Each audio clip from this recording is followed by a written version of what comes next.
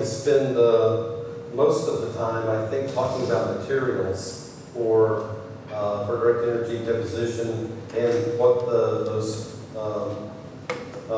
materials, how the material behavior works. So the first of these lectures is going to be on microstructural and macrostructural defects in in direct energy deposition. So these are the kind of things that can go wrong.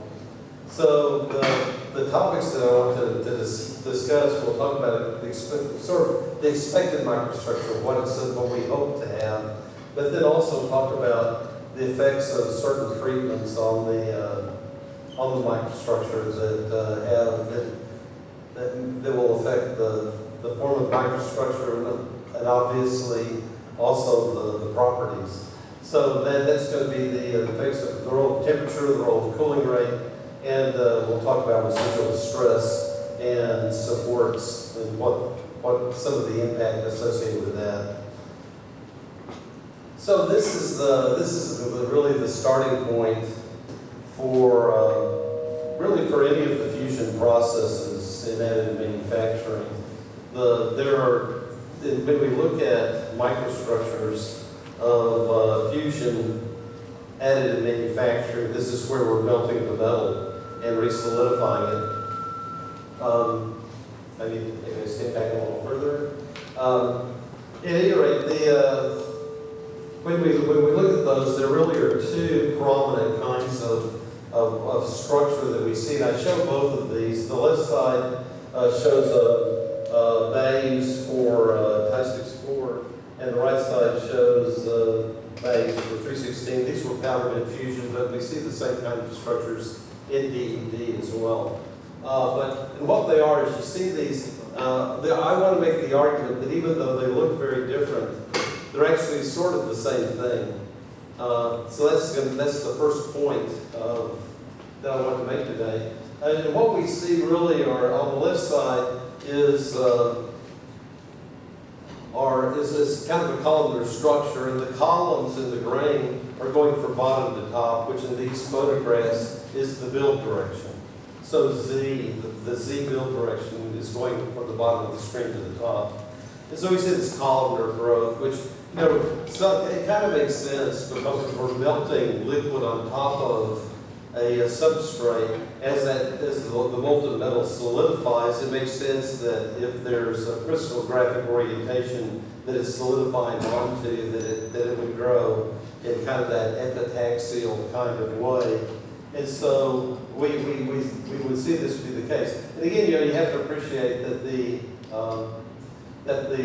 layer thickness here is on the order of, say, 50 microns. So we're looking at maybe a dozen or 2 dozen layers here, but yet the layer structure is completely obliterated, and we simply have this vertical columnar growth. On the other hand, for alloys like 316 stainless, we have something that really looks more like a multi-pass welding operation, where we can see the solidification fronts here, that are coming here. In this case, Z is also the vertical direction. So we're looking at multiple layers here, and we see the scallop lines that are very typical of a weld line. So it turns out, though, that if we look carefully at the weld pool, the scallop weld pool areas, these are some close-ups from this sample. If we look closely, we can see here are the scalloped, the scallop features based on the deposition of molten metal on every layer. But if we look closely, you can see that there's also the columnar growth that's present, perhaps not quite as visible, but up close we can see that. So as this molten metal here was deposited, and solidified here, it's solidifying on this bottom, on the previous layer, and we can see that the grain structure is actually crossing this scallop, and we actually have this again, crystallographically coherent growth.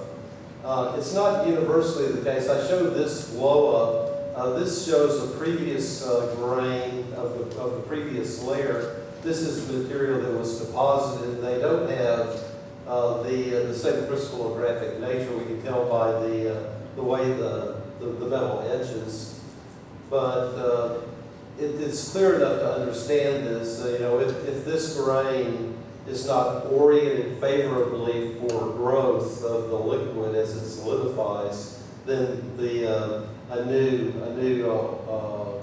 crystallographic orientation will form with lower energy, and it shoots off that way. But for the most part, we have that coherent growth that takes place. Here's another example of this process of what we see with this columnar growth. This is Inconel 625, and again, this is powder bed fusion, but again, we see the same kinds of things with DED. In this case, we see we can see the scallop regions faintly, but what really tends to dominate this microstructure is the columnar growth that I've shown with these arrows here. But if you go in with some analysis, this is what the scalloping structure looks like. So again, with nickel-based alloys, we see the same kind of feature where we have the scallop structure that is apparent to varying degrees, stronger with the ferrous alloys, but also seen here with nickel. But on all of these, we see columnar type growth. So I showed this one yesterday, I believe. It shows how high cycle fatigue works with these samples. So I'm not going to really belabor this, other than to say that the microstructures show that we have places for crack nucleation. In this case, it was on the surface here, and the crack grew. We show that shown here in the slide is that the fatigue properties at room temperature. Here, the blue triangles, and the fatigue properties at elevated temperature. In this case, 650 centigrade. That we have this type of behavior with the material. We can look at effects of cooling rate. That shows here where we have in this case 17.4 pH stainless steel. The top micrographs here are for powder bed fusion. The bottom are for directed energy deposition. So just to summarize where we are, point number one is that we typically have some kind of columnar growth with or without the scalloping associated with the weld, with the sort of weld-like deposition of molten metal. The second point to make is that when we compare laser powder bed with laser directed energy deposition, the main distinction is that the cooling rates are faster, higher with powder bed, and so we tend to see finer structures in powder bed and coarser structures in directed energy deposition. So we're going to see this almost continually as I go through this presentation. And that's indicated here with the 74 pH. It's precipitation hardening stainless steel, and what we see is that it's hard to see these, but there are present the meltable boundaries, and they've illustrated that by showing one here, and you can see as well that in the grain structure here for powder bed and the grain structure for directed energy deposition, that the structure is actually finer up here. We see from the description, another indicator that the cooling rate is higher is with the microstructures that have formed here. With powder bed, which cools fairly quickly, we have there's some regions here of the ferrite, I think it's ferrite, yeah, fine ferrite that forms. But there also are regions here and up here, maybe over here, where we actually have formed martensite in the structure, which is, again, is a high cooling rate microstructure. With the directed energy deposition, we see also some ferrite grains, but in the middle here, this structure is actually a Widmanstadt here. And the Widmanstadt structure, then the Widmanstadt is also a high cooling rate microstructure in these iron-based alloys, but it occurs at slower cooling rates. The highest cooling rates we form martensite, cooling from from high temperature, but with slower cooling rates, we get the martensite formation ceases, and the microstructure that forms is the Widmanstadt. So again, this is completely consistent with the cooling rate effect on the microstructure. And another thing just to mention, I always have to remind myself of this, is that when we're talking about the microstructures in additive manufactured parts, we must continue to remember that with the fusion processes where we're melting and solidifying the metal, you have to remember that this is a multi-layer process. So if we lay a layer down and we have a very rapid cooling rate, we can form martensite, for example, which is shown here. But as the next layer comes down, the heat may have an effect of sort of heat treating the previous layer. And so this also can have an effect. It may or may not change the microstructure as we go. And also, as we do the build, typically things get hotter. The quote ambient temperature of the deposition increases as we do the build. Everything heats up. And so this also, changing the ambient temperature can also have an impact on the microstructures that we see. Okay, here's another example. This shows some of the effects of the temperature and the cooling rate. Over here is a iron chromium phase diagram, and so it shows basically for the 17. This is the one that would mimic 17.4 pH the closest. And what we see is we can cool down from the melt into a face-centered cubic range, and then it would transform into I guess it's a face-centered plus a carbide that forms at lower temperatures. And again, you can see here, again, these are laser powder bed versus laser DED, and we see that for no heat treatment, so just straight out of the chamber, the laser powder bed shows this very fine grain structure, again, typical of high cooling rates. And we see the DED laser process material is a much coarser grain structure. This persists after stress relief, which again is not surprising because the stress relief really is not designed to impact the grain microstructure. And then there are two heat treatments here. One is a heat treatment that it's a standard hold for 17.4 pH. To hold it 1,025 degrees and cool, and so basically to heat up to high in the I guess up into this range to dissolve all the carbides, and then to cool down and to precipitate the carbides out in an aging step. So this is after the aging, and I think if you without too much imagination, you can see that particularly these larger grains in the DED material, you can see that they have the dark spotted mottled kind of look. Those small dark points are indeed the precipitate that has come out during the precipitation treatment. And so we have here, after that heat treatment, which is a high temperature dissolution step, cooling, and then aging to bring out the fine precipitate structure, which we don't see over here.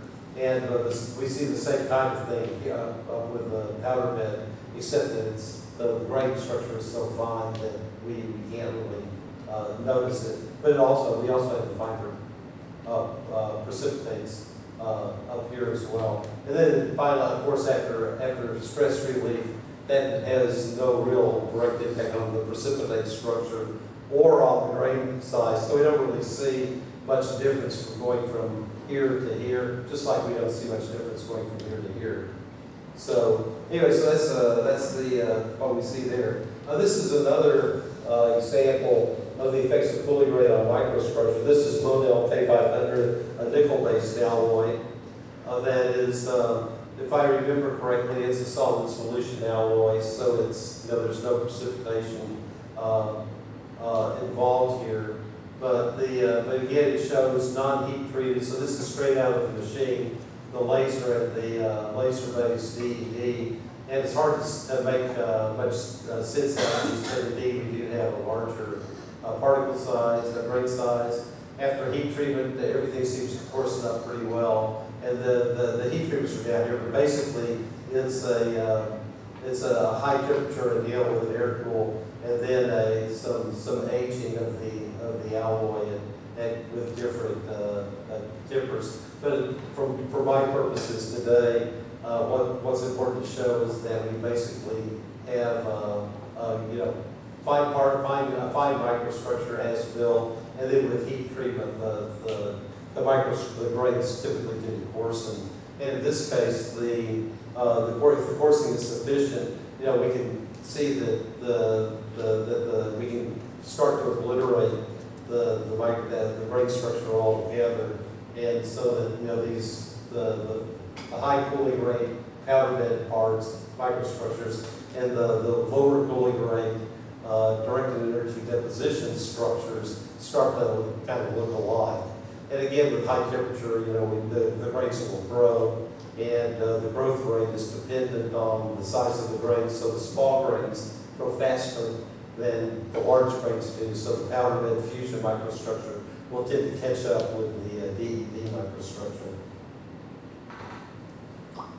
All right, more cooling rate effects. This is Haynes 230 alloy. Again, powder bed fusion and directed energy deposition. This is without heat.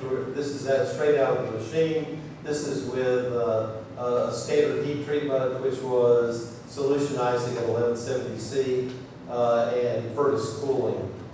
So again, we see looking at the effect of the heat treatment, there's not a great effect on the grain structure, and indeed we can see that the grain structure shows this columnar type of microstructure. One of the impacts of the columnar microstructure, by the way, is with the mechanical properties. A number of researchers have commented on the Z direction strength or mechanical properties versus the in-plane mechanical properties, and they show differences in the mechanical behavior, and that anisotropy is typically attributed to this columnar type grain structure that we have. So we have basically these long skinny grains that are going grain. So if I sort of a fine grain structure length, but of course outline and have an effect on the okay. At any rate, see here one of the features that I wanted to show. Let's can't really see it very well, but one of the features is that we do have carbides that are precipitating out here after the heat treatment. So with the cooling, we bring these carbides out, but again, that's a standard action with the Haynes alloy. In terms of the way failure occurs, this shows again, it's the same Haynes alloy with the steam heat treatment, and we see this is after the heat treatment. If we look at macroscopically, these are round tension coupons that were pulled basically the macro fracture surfaces have not really changed at all. I mean, they're virtually identical between the two specimens, DED and powder bed. And indeed, if we look carefully up close for both the powder bed fusion and directed energy deposition, we see again the same kind of failure mechanism. For those who materials background, this is called a dimpled fracture, which is associated with ductile failure of a metal. And indeed, the fact that we have this this type of fracture zone with these sort of 45-degree failures in this large planar area in the middle, again, is indicative of a ductile type fracture. The only real difference, the distinction that one might make between these two is that you might be able to convince yourself that the dimpled, the size of the dimples in the DED material maybe are a little larger. And again, we would maybe associate that with the coarser grain size. But other than that, they seem to be very, very similar. Okay, structures, again, this shows a different investigation. This is Inconel 718 material before and after various kinds of heat treatments. And so it's we have the pairs again that they're becoming familiar now. So this is straight out of the machine, stress relief plus hot isostatic press, stress relief plus hot isostatic press plus solutionizing, and then finally we have the aging of the Inconel to bring out a precipitate structure. So again, straight out of the machine, I guess we sort of see the kind of effect. We have these coarser grains with the DED material, the fine structure with powder bed. The stress relief really has not much effect on the structure. By the way, these symbols mean that the build direction is coming out of the board. So we're looking at what I would call an X-like plane, orthogonal to the build direction here. Anyway, the hot isostatic pressing has a significant effect, and we would think that would be the case because it's done at very high temperature, right, typically. And so we have considerable coarsening of both microstructures with the hot isostatic press. Solutionizing again we don't see a big dramatic effect here, and going to the aging we don't see an effect. But if we looked at them at a finer scale, the microstructure, we would see a dramatic difference between these two. We would see the precipitates in the after the process. And indeed, another thing to think about is if with the differences in mechanical properties or precipitation of hardening alloys, if we're thinking about the cooling grain effect, which effectively is, say, powder bed versus directed energy deposition. If it's a precipitation structure, we can, basically it's not surprising to see that the mechanical properties would all be the same and the cooling grain effect would go away. And the reason why is because when we think about strengthening mechanisms, the way to make the material stronger, for the first four of these, the dominant strengthening mechanism is the grain structure. So the finer grain structure will be stronger. However, after precipitation, we still have the grain structure, which contributes, but we also have the precipitate structure, which is basically equivalent in both. It turns out that that the precipitate effect is much stronger than the grain size effect.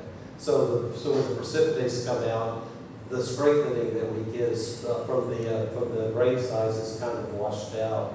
And so if the material's precipitation hardened, we sort of wipe out the cooling rate effects. So, okay. Again, this shows another fracture surface. This is the 718. And again, it's sort of an identical observation from what we saw previously. Again, it's a ductile dimple type fracture. the directed energy deposition, structure is a little coarser than the powder bed. The macro surfaces really are basically identical when you look at those. Okay, this shows the microstructures again here for the Haynes 282. Again, we see that in this case with Haynes alloy, coming straight out of the machine, again we see a very fine microstructure in the powder bed material. There's a fine structure in the DED material, but it's also sort of dominated by this coarse grain structure as well. After hot isostatic pressing, and I guess solution healing and aging process, it's a double layer wise. We see again the structure is typically coarser, but we have a precipitate structure that's in effect. So that will tend to make the mechanicals more similar. All right, now this is one that's actually just blown up enough that we can actually say something about the precipitate structure rather than just sort of imagining that it's there. This shows, again, it's a blow up the side of the Haynes 282 material. Again, powder bed, machine, and after full processing. And you can see that the grain is different with the DED versus the powder bed. It's coarser. But if the precipitate structure, there's these very fine particles that we see. Then we also see the particles down here in the DED material. There's also some grain boundary carbides that form. That's these very light structures here that we see. And there's also a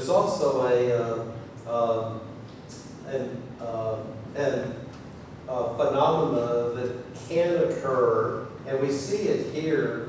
This is a grain boundary where the carbides have come out on. But if you note just above and below, notice that there's no precipitates near the grain boundary. These little black dots, they disappear. There's a precipitate-free zone near the grain boundaries.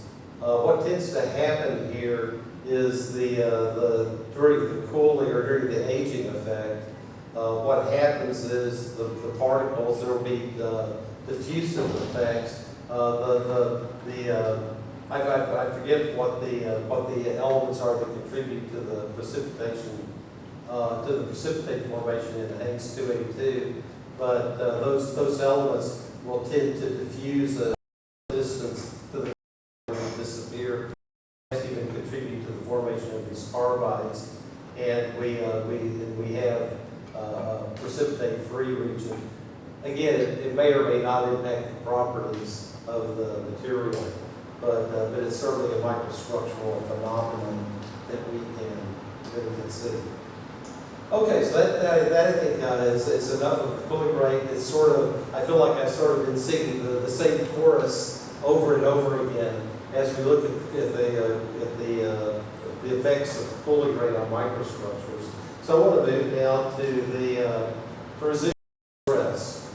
And let me give you the headline for residual stress in additive manufacturing parts is the following. The residual stress is almost always forms in a bad way. We were not fortunate in the way that the residual stress develops in additive manufacturing. And what we see, this is a demonstration of this from some time ago. Just for material, what we see is that on the inside, interiors of the part, and this is a large part here, 6 millimeters, 12 millimeters square. 12 millimeters square. What we see is that in the inside we have a compressive state of residual stress. On the surface we have a tensile state of residual stress where the white represents tension and the dark represents compression. So what that means is we have a tensile state of residual stress on the surface. What that tends to do What it can do and what it does do is if the stresses become high enough under certain circumstances, the material can simply fracture and would wind up with a crack. And it's on the surface where we don't want it to be.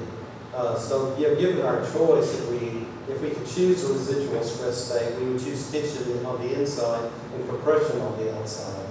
Because that, with the surface in compression, it makes it much more difficult to open a crack. Whereas if the surface is in tension, it makes it easier. This is what we see as the residual stress part. So in the same way that we see fine and coarse microstructures over and over again, we're going to see compressive residual stresses over and over again as we go through this part of the presentation. So let's look at some of these. Here's an effect. This is it's a powder bed fusion example, although again we suffer the same kinds of issues, the same kinds of residual stress formation in DED versus as we do in powder bed. So this is Inconel 625, and it shows for the as-built part that that there's actually this on the surface. There's this tensile residual. Now by heat treating at various temperatures, and I assume these would be like stress reliefs. It turns out that with post-processing, the good news is we can drive that surface tensile residual stress state into a compressive residual stress state, which is what we prefer. And we can do it relatively simple with the heat treatment. So it sounds like the problem is solved, but it's not quite solved because it turns out it's quite possible, and this happens, I'll show some examples of this, that with the DED material, we build it, it has the tensile residual stress state on the surface. And it takes a certain amount of time to get the part from if my part cracks, that's bad news. But even if the support structure cracks, that's also bad news, because what it does is it invariably results in very significant distortion of the part. And so our parts simply, the part starts to look like, as we would say, a potato chip. It gets to curl up, and we get, it can be of distortion. I'm not talking about something you need to measure with an instrument. This is something you can see with your naked eye fairly easily. Okay, so here's another case. This is stainless 316 stainless steel. And again, I think we can just look at. I think we can make the point here with just the left side of this. This is data from Detroit-Saba and Detroit. They are South African. Actually, they're a married couple, and they work out of South Africa. But at any rate, what they show is it shows the residual stress at the surface and as a function of the number of layers.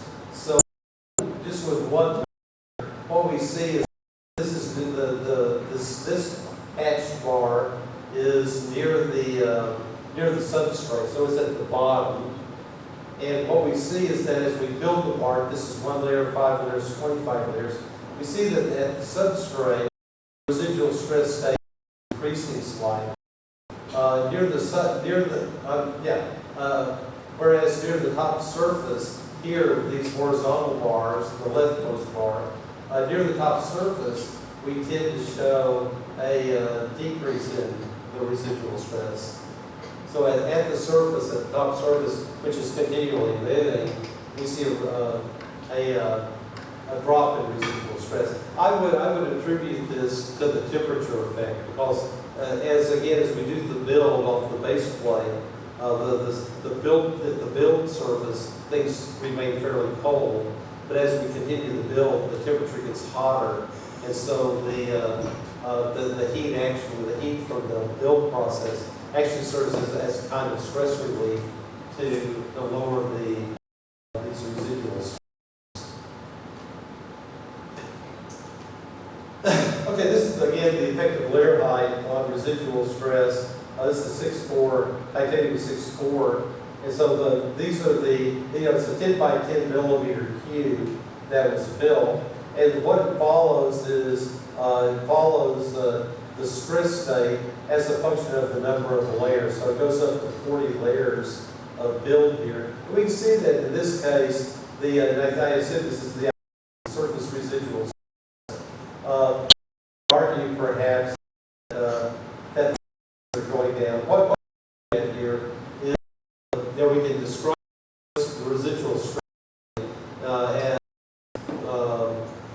by orienting reference elements so that normal stress, we can eliminate the shear component.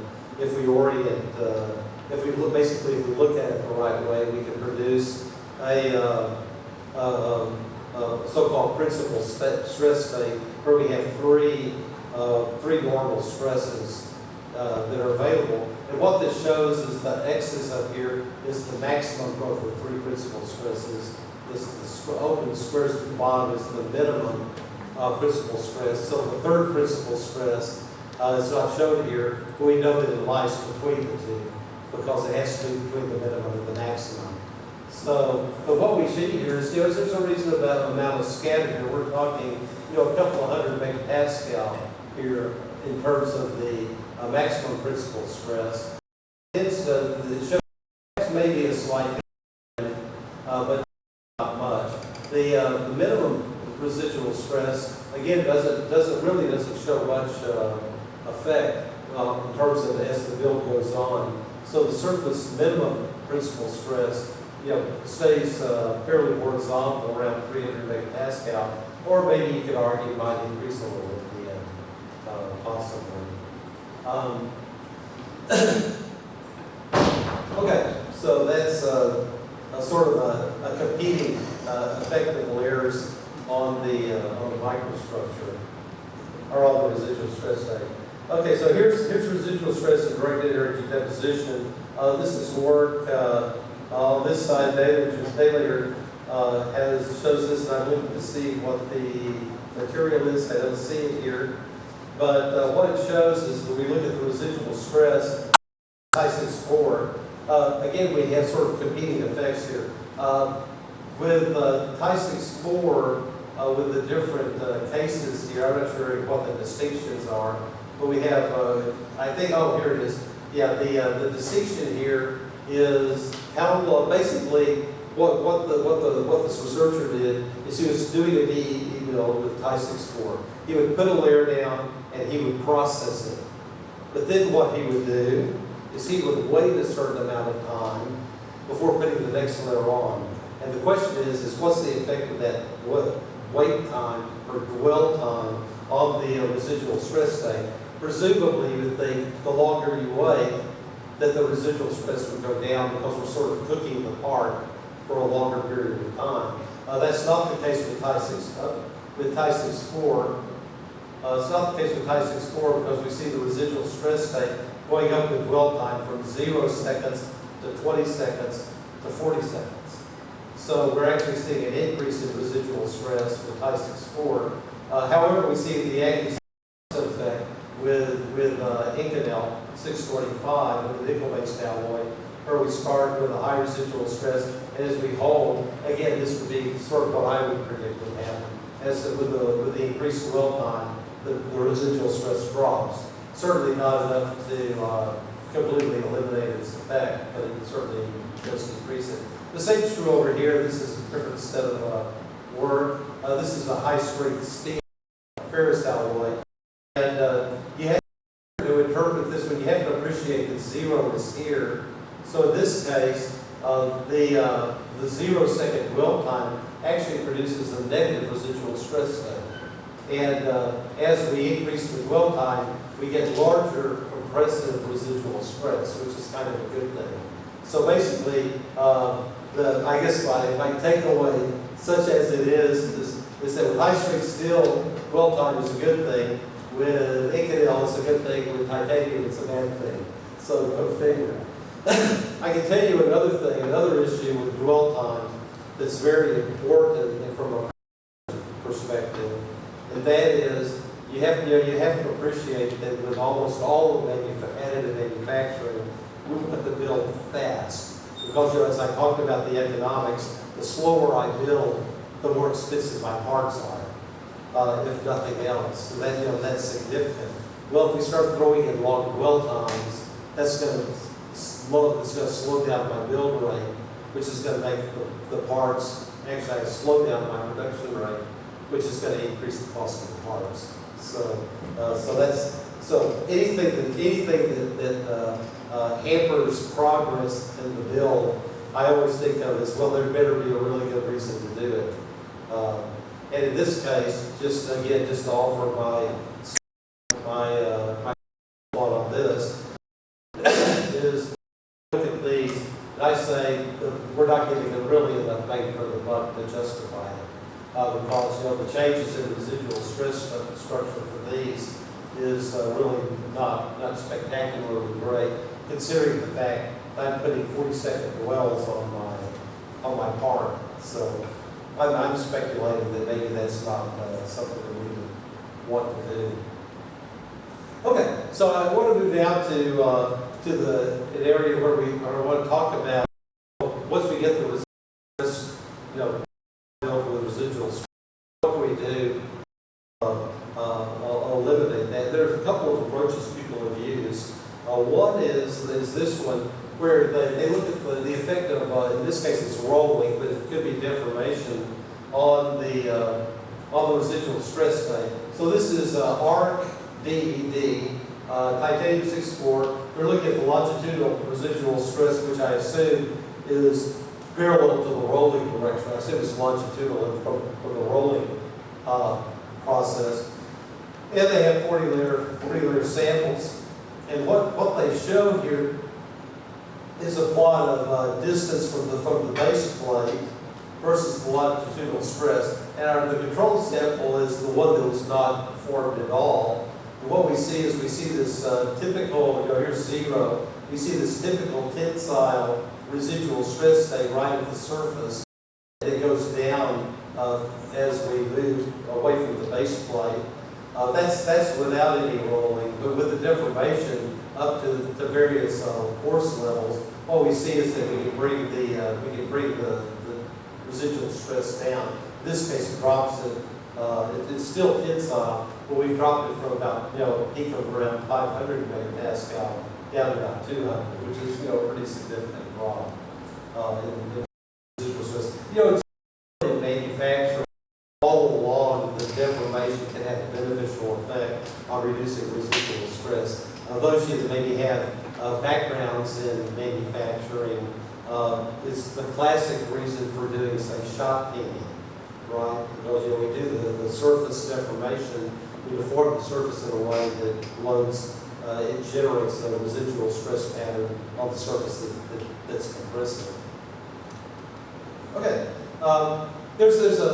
one of the problems with deformation as a way to remove residual stress in additive manufactured parts is that part of the reason we do additive manufacturing is because we can generate a really complex geometry. And so if I'm going to make a very complicated part, I'm going to throw it into a and roll it, right? So this becomes an issue. But Mike Seeley, who was at Nebraska, he's now at Purdue, came up with actually a fairly clever way to do the peening, like shot peening, and that was to do it with a laser. Because it turns out that a laser, if I pulse the laser on the surface of the metal, what it does is it rattles the atomic structure like crazy, and will actually result in reduction in residual stress by doing so. So this is what Mike has done is, he shows, for example, the director of energy deposition. Excuse me. Here's laying down a layer. So here's the previous layer. Here's the top layer. The beam has struck and run across this layer. So this is all processed material, but with a high residual stress. Then what he does is he follows it with what he calls laser shot peening, where it's not shot, it's shot, S-H-O-C-K, because it's a thermal shock to the surface that he's doing. And what this will do is it will actually have an effect of reducing the residual stress state. So this shows some of the theory behind laser shock peening, and what's produced. And again, these are Q-switched lasers, so these are we're sort of talking kind of micro nanosecond time frames. So it's a very pulse that gives us extremely powerful pulse for a very short amount of time. And what we see basically with the pinning of the pressure, basically look, the surface pressure can be up in the gigapascal range, 2 to 3 gigapascal. So it's very large, and it's typically over a range of, say, millimeters, depending on the laser geometry. But certainly around a millimeter would be a reasonable size. So what Mike does is he will he'll use direct energy deposition. He'll build his parts, and every so many layers they'll come in with a laser shock beam and will remove the residual stress. And then he'll do another number of layers and come in intermittently with the shock beam laser to lower the residual stress. And this is done during the build, so that we don't have to worry about trying to rush our part to a stress relief oven on this. So yes, that's the approach. This shows that he's shown that conventional shock beating, which is done with particulate that's blasted mechanically onto the surface, that he shows here that laser shock beating actually can be more effective at reducing reducing the tensile residual stress than conventional shock beating can. So he shows that we get larger negative, that is a larger compressive residual stress by laser shock beaming. Again, this shows the effect of the shock beaming. This is the border of the substrate. So we're sort of building from right to left here. The Z direction is, and so here's the substrate, and this is distance going in with the printed layers. And you see up here, the black line is as built. And what it shows is every time we do a layer, we're sort of generating a residual stress. And in this case, for this material, let's see what it is. I guess it's still type 64. Type 64. Yeah, I think it's titanium. But what we see is that the residual stress state is actually quite high, around 1,000 megapascal. But that we can, this is 5 layers. This orange is he comes in and shock beams every 5 layers, and we can see that it completely turns the residual stress state around. So we go from a positive tensile residual stress state to a negative compressive stress state by doing the shock beam. And if we do it every 10 layers, it's shown here, every 15 layers here. And so by doing the shock beam at larger layer intervals, the effect of the shock on residual goes down. We're going 5 layers, 10 layers, 20 layers. That the residual stress is moving in the tensile direction, but that it's still, dramatically reduced from no shock beaming at all. And frankly, I'm not really sure what's going on here. I'd have to talk to Michael to see what's happening there. But certainly, as we do the build, he shows that with the shock beaming, that he's very successful at getting the state into the proper order. He's done some computational modeling as well here. So this shows effectively the residual stress state, where red is positive residual stress, blue is negative, and the green is sort of a 0 type level. What we see is that as processed, as built, there's a fair amount of residual stress on the surface. With the shock beaming, this is only done on the 20th layer. I think this was a 20-layer build. So just by doing the whole build with just laser shock beaming the last surface of the material, and again, this is computational, not experimental. It shows, that it's possible in 20 layers to completely remove this residual stress structure to produce a surface structure that's compressive. And again, we see we sort of created the residual stress tank, so it's tensile on the surface and compressive inside. So by doing the one laser shock peening, he was able to basically reverse the stress state for the residual stress to get it tensile inside the specimen and compressive on the surface. And we don't really care too much about the fact that tensile in the middle, the cracks always open. And indeed, every 10 layers it's even improved, and every 5 layers it's even better. Although it looks like there's maybe a law of diminishing return as we go to shock peening at a higher frequency. That is, with fewer layers between shock pains. I make the same comment that I made earlier about dwell time. Is the big advantage of this is that we can reverse the residual stress into the build. The disadvantage is by shock peening, that's going to take time. It's going to slow the build down. It's going to make the parts more expensive. One might argue, at least conceptually, that the more expensive is better than one fracture and at all. So that's the kind of pressure. It shows the effect of the on the properties of the material, and I was correct that it is for working that with here.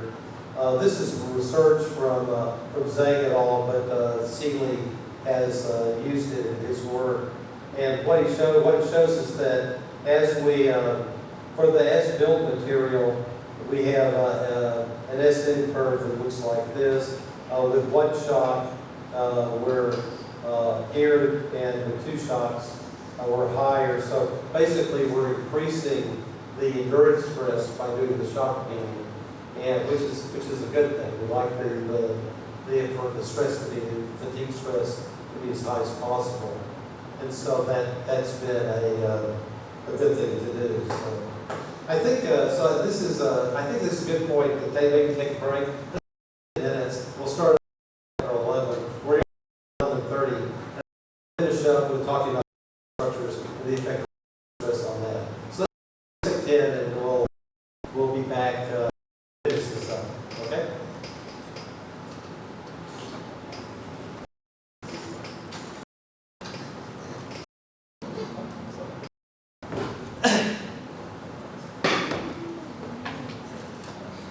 Stress on the part formations. So for those of you that have worked with metals, these will be fairly common photos. So we see that basically there's a metal part here, but then there's also these vertical structures are the support structure. It's holding the part in place. The support structure in metals really has 2 functions. One is to dissipate heat, conduct heat. The other, in the primary structure, is to eliminate the distortion that occurs during the build. So basically, the support structure holds the part in place to the base plate long enough for the operator to get the stress to remove the residual stresses. Then it can be cut away from the base plate. The support structures can be removed, which is a very difficult and time-consuming task. And then we have a part.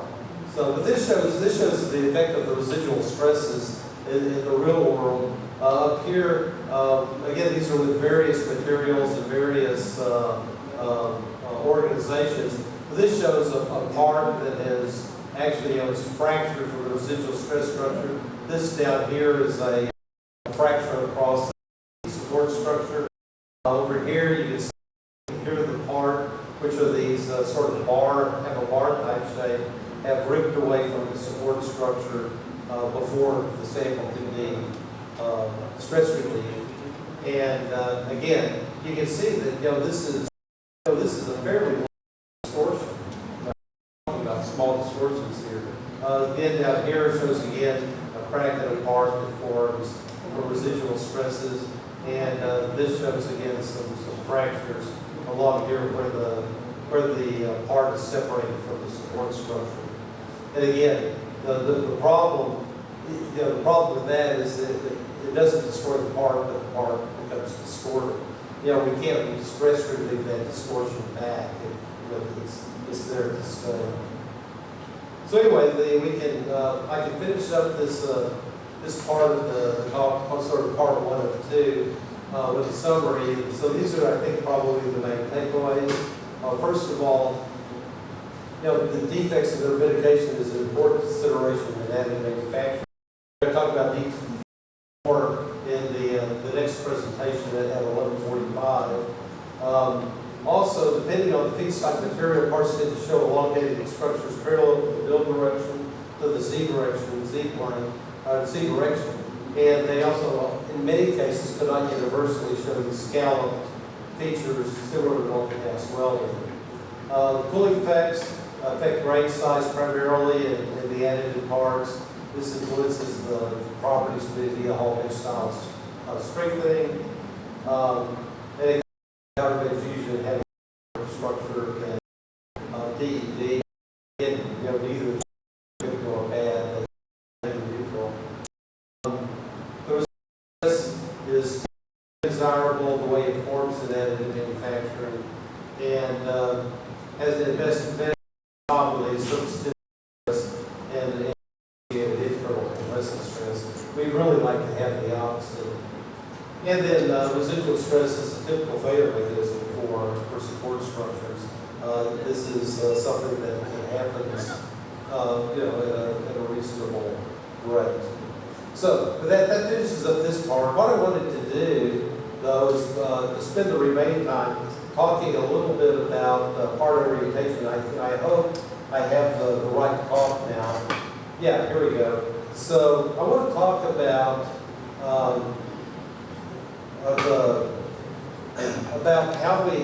how we orient parts. So I think my prediction is the way the timing is going to work is I'll go about 20 minutes. I'll finish after 11:45 and just finish off what little is left on, if any, on this part orientation. So the deal is, again, as I mentioned earlier, the deal is there's a strong desire in terms of communicating with other additive manufacturing concerns.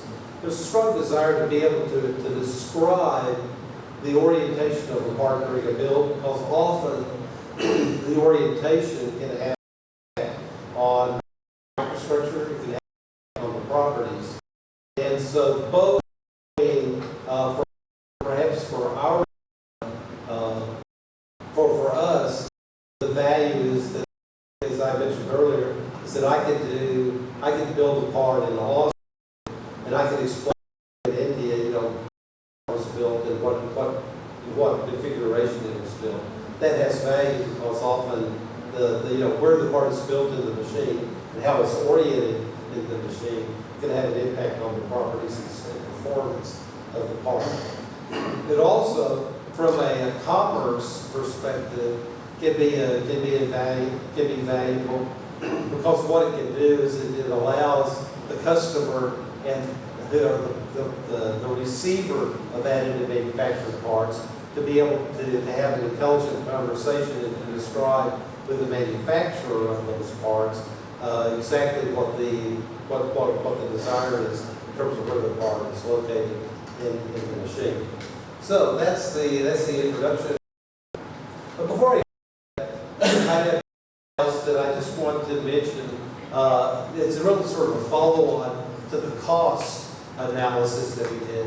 Because when we were talking about the motivation to do additive manufacturing, almost always cost is either the driver or a significant factor in the build. But there are other considerations that have cost impact. And there's other considerations that don't have cost impact, but they're still valuable and important when considering the manufacturing. This slide's one on cost and performance. I want to make sure we cover this space. So with cost, the argument is was some cases can be lower than the cost to manufacture the part. It's just a brief, it's just a straight, direct consideration of how much does it cost to build this part by additive versus to build the part some other way. So that we've covered pretty well. However, and that's basically what we see up here at the top with tooling elimination and short runs.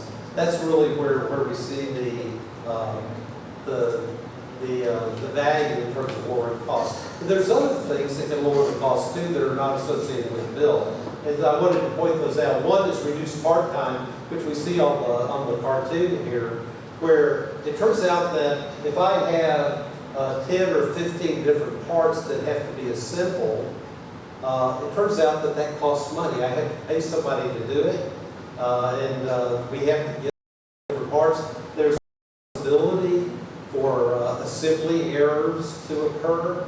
They pick up the wrong bolt, and or the wrong part, and in assemblies there can be issues there. However, if we use additive and build the entire assembly in one piece, it reduces the assembly time and the assembly cost, as well as reducing assembly errors. And indeed, this is the strong motivator for the ductwork on aircraft and for the application of additive manufacturing parts applications. There are supply chain savings, particularly with using additive manufacturing. To a single for a manufactured part. If we have certain rows, there can be multiple sources in the supply chain. It's always a good thing. And the sources can be closer to where we need the part, which means we can have cost savings associated, for example, with transportation of the part. And in fact, the part possibly could even be built down the street, right? Which would be ideal. There's accelerated part design. Again, this also can result in cost savings. And what we have is, with groups that are expert in doing additive manufacturing design, they can turn these parts around more quickly, or the designs more quickly. Or if we use additive manufacturing for prototyping, we get the cost of making the prototype can drop significantly over the alternative, which historically has been the handcrafted. So like in sculptor, carving the part out of wood or working on it with clay, those costs are, not only is there a cost associated with that craft, there's also costs associated with the time delay that it takes to do. This is the reason that manufacturing in the 1980s grew out of the automotive industry, and it was called rapid prototyping, and it in fact was rapid prototyping, because what they could do with the additive manufacturing machines is they could build a part in a couple of days, which is very slow from a manufacturing perspective, but for a prototype, you could, in the automotive industry, they would be looking at several months sometimes to get a prototype out of a prototype lab. That's not only because it takes time to build the part, but also because the process was so slow and it was sort of one person building one part. There was a long queue to get to move to the front of the line to get your part built. So it was a big bottleneck in the automotive industry, and indeed it's all associated. This is all tied to the fact that with additive we can do accelerated part design. Reduce the redesign cost. This is we don't have to start from scratch if we want to move a bolt hole 2 millimeters. That can be done very quickly in the CAD drawing, and then we're back in business with additive manufacturing. Repair, of course, is something that we'll be talking about in some detail through this course. But being able to repair parts is another big impact. We talked about that with the cost structure. And then distributed manufacturing is simply the fact that we can spread out the manufacturing so that we basically can have slave equipment available solely to us that we don't have to share to be able to do our additive manufacturing. Because those are some of the economic aspects that are not associated directly with the bill. The other thing I wanted to mention before I jump into part orientation, is that there also are some performance-oriented motivations in manufacturing. I want to ignore this. So this is really clear about the cost. There's a certain feature that we want, and additive manufacturing can give it to us, and we're willing to pay more to get it. And so in this case, this shows a list of some of these I think perhaps are very familiar to you. We have enabling geometry advantage. I show some examples here from the Waller's report from a few years back, showing some nozzle designs and some manifold designs, as well as their fluid flow channels, conformal cooling to improve the performance of dies. All of these are very complicated geometries that are almost impossible to produce by any other means than additive. And so, for that reason, it motivates paying more. So, cooling channels, lightweighting, topology optimization is another big area. Additive manufacturing is really an enabling technology for topology optimization. For those that maybe are not familiar with the term, it's basically, maybe you know that there exists a large number of different types of software for doing computerized stress analysis on a part. This is very common. I mean, I think all of the modelers have some feature where you can do stress analysis. But what topology optimization does is it picks a metric, and typically it's to minimize the weight, or an objective to minimize the weight of the part. And then what it does is it basically, we build the part on the computer. It's a solid model of the part, but then we run the stress analysis through, and based on that stress analysis with topology optimization, basically we go in, we look at elements of the part, and we go, well, this element is not, no stress, or very little stress on it. So it won't change anything if I remove that element. And so what's done iteratively is with topology optimization is we continue to sort of rerun the stress analysis, see where there's not much stress, remove those elements, and redo it. And eventually, at the end of the day, we wind up with a part where basically all of the pieces of the part, all of the locations are carrying a amount of the load, which means it can carry a certain amount of load with a minimum amount of weight.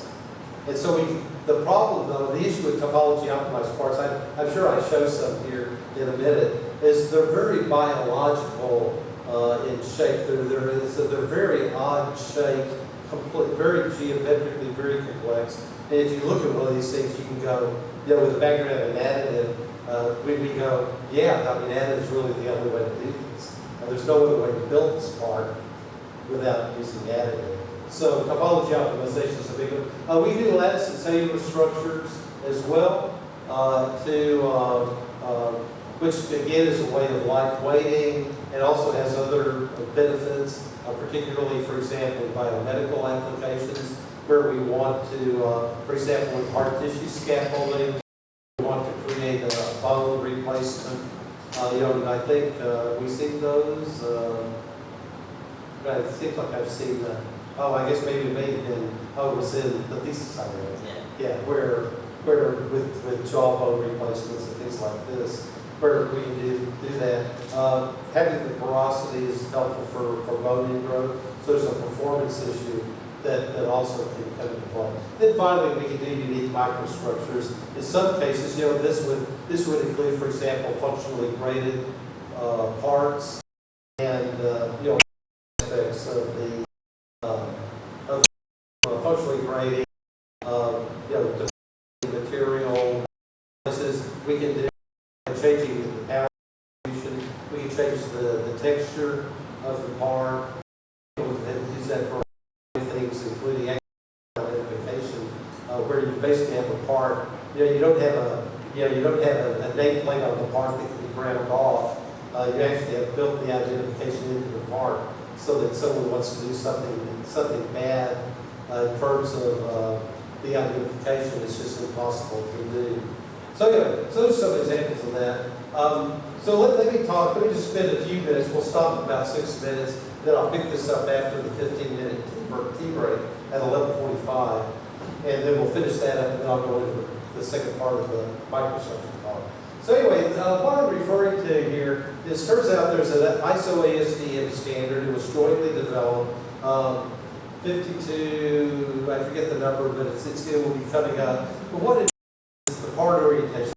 How do we talk about where parts are in the machine? And the first step is to really sort of orient ourselves to the machine. Regardless of, this works for any additive manufacturing machine, including DED, powered infusion. And so what we have, the first thing is we have to know what the front of the machine is. And so the front of the machine basically is where the operator stands to interface with either the computer or with the build. So typically there is a front of the machine that's sort of intuitively obvious. And certainly there's the back of the machine that's typically is pretty obvious as well. So I don't want to belabor that. So once we have the front of the machine, you imagine that you're standing at the front of the machine. It turns out that according to this standard, we define the X direction as left to right as you stand at the machine. So if I'm standing, this is the machine, my left to right goes this way, and so it supports my right hand for my left hand, effectively. This is the positive X direction. And so you can read the definition, but that's what it is. And that is always the case. X is always left to right as you stand in front of the machine. The y-axis is really the leftover axis, but in this case, it says unless otherwise designated, it's basically what's perpendicular to the X and Z axes, and the direction is what gives the right-handed coordinate system. So basically, that's what Z is. I mean what Y is. We can skip that. I think this. Z is the coordinate. Z, I think, just even if you don't know the standard, just the jargon of the technology of the field is that the Z direction is always in the direction of the build, and it's positive as we apply layers. And so for almost all additive manufacturing processes, we build sort of from the bottom up, right? We add layers and move vertically upward, either directly or relatively. And so the Z direction is almost always vertically upward. So what that means then is just to provide a spoiler, as it were.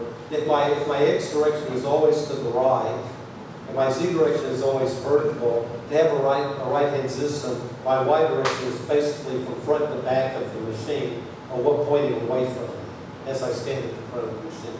So I have X, Y, and Z. And again, it has to go that way in order to have a right-handed coordinate system. All right.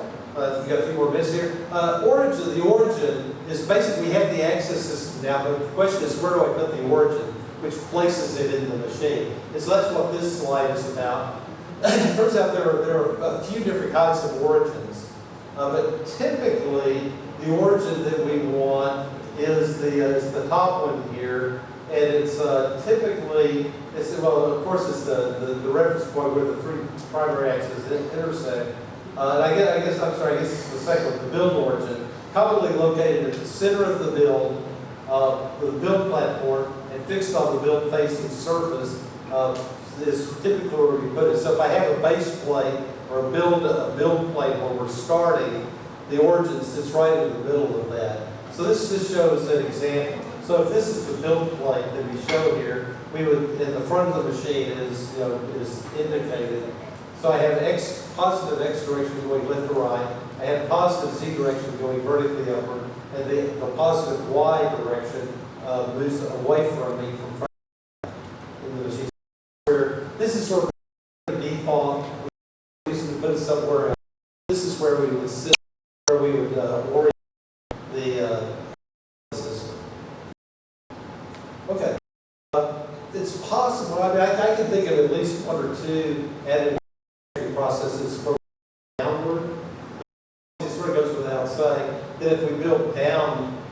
like, for example, the carbon 3D clip machine, or if I have a micro mirror array where the mirror is on the bottom of the vat at that polarization, we could be building downward. And if we're building downward, then the positive Z direction is down. My positive X direction is always left to right. And so my Y direction then goes from the back of the machine to the front of the machine, again, in order to maintain a right-handed system. Okay, that's enough of that, I think. The next thing we have that we need to talk about is the concept of a bounding box. So if I have a part, regardless of what the part geometry is, what we do is we create a thing called a bounding box. There's different kinds of bounding boxes that we have. But basically what it is it's a cube shape, like a rectangular solid, that surrounds the part and touches it on all edges. Right? So my bounding box can be oriented in many different directions relative to the part. But there are certain kinds of bounding boxes that we want to consider. So I'll finish the bounding box, then we'll stop and take a deeper. Here's one example. So in this case, what I can do is I can create my bounding box that is where the faces are parallel to the coordinate system. Right? So we have this is the bounding box to the build volume origin. And so you see what the bounding box looks like. Right?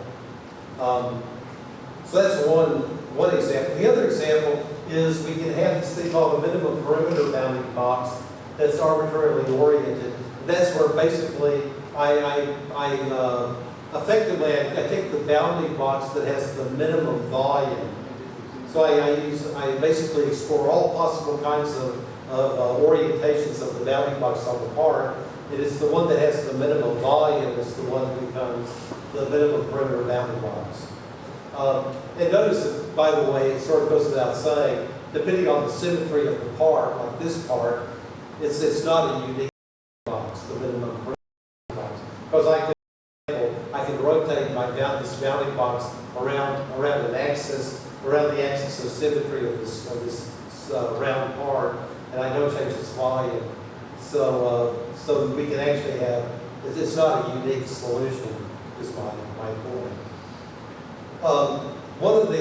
For example, one of the values of this concept is that it sort of defines, when we talk about nesting parts in a build, it sort of defines nesting parts because we can define nesting as parts that are placed in a way that their minimum perimeter bounding boxes overlap with each other.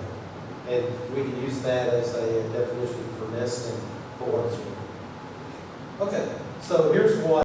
The other thing, and by the way, this is most typical, is I take a minimum perimeter box, then I align it with the coordinate system. Here, the boundary is aligned with the coordinate system, and it's a minimum perimeter.